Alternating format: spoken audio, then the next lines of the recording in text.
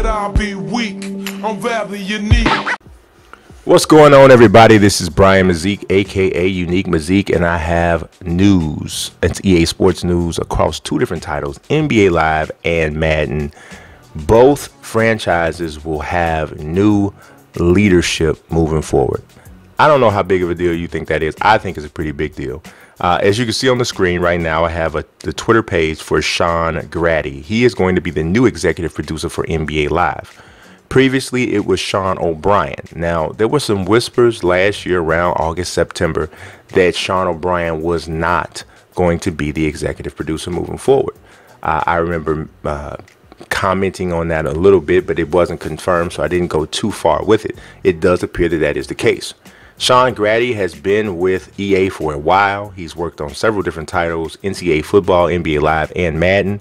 So I think it's going to be of some level of comfort to NBA Live fans to see a person that they're somewhat familiar with now guiding the franchise. Let's talk about Madden, which is a kind of a different situation altogether. As you can see, Carlos Guerrero, this is from his LinkedIn page, is now the senior producer at EA Sports for John Madden NFL Football.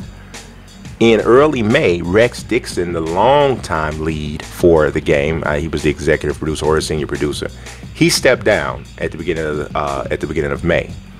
They did not publicize a replacement or anything of that nature. As a matter of fact, Rex Dixon's statement came from his Twitter account, didn't actually come from an EA source that I saw.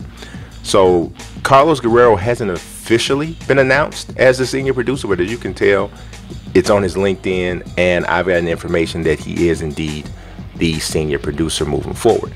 The interesting thing about Carlos Guerrero is that he's only been with EA since 2017, August of 2017. Prior to that, he worked for esports giant Blizzard Entertainment. He worked on games like Overwatch, World of Warcraft, and some other unnamed titles.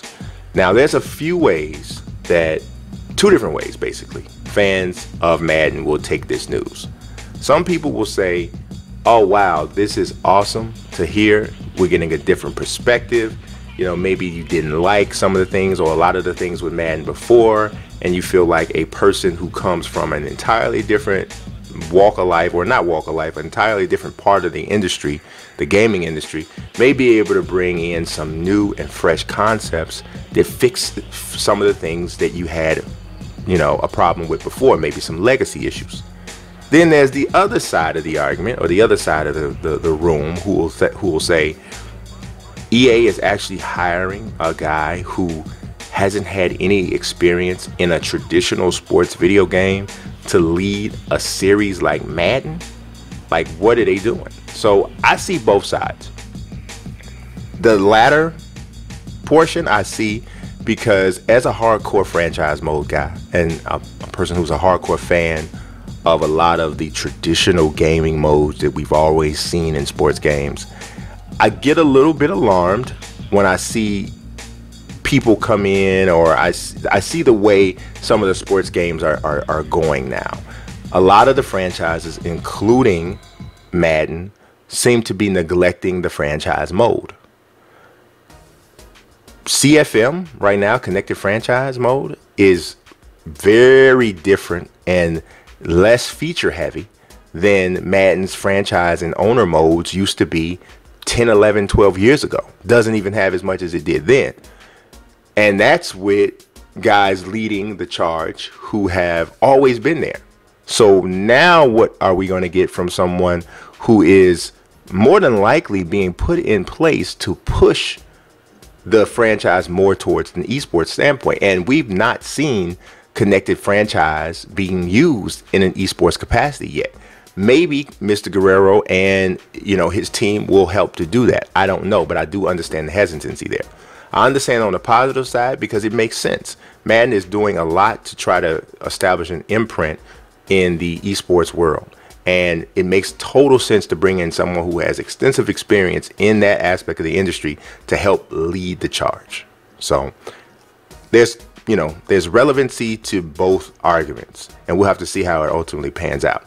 But let's talk about the NBA Live point of view. Now, with Sean Grady going in, he's already been on the team. So some might say, well, how much is going to change? We don't really know. You never know. A lot of times within a team, there may be one person who has one creative vision, another one who has another creative vision. And if, you know, person A was in charge, things would look like this, or if person B was in charge, it would look totally different or a lot different. So we really don't know what's going to happen. But what we do know, and I think it's pretty safe to say, is that Live 18 did some things well, right? And this is the first time in a long time that I felt like they did anything of significance well. I felt Live 18's dynamic of the ball handler against the singular defender, I think that's actually better than 2K's. I think the collision detection, the whole push, the kind of push and pull dynamic that's there, where you can actually cut off a dribbler. You don't get the blow by animations as much. It seems that you get rewarded better for on-ball defense more in Live than you do in 2K. The only other thing about Live that I liked more than 2K was the halftime show. Every other aspect of the game, I thought 2K did better. But that's something, and that's a building block. And I thought that that's what we saw primarily from Live 18, is we saw some building blocks. There's still a bunch of things that they don't do well, right?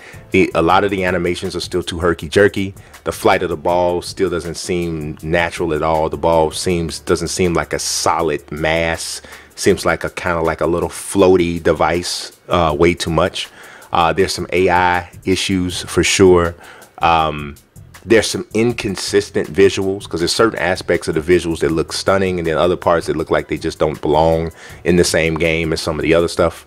That kind of stuff is an issue, and unfortunately for Live, those types of issues stand out more than the positives that they have.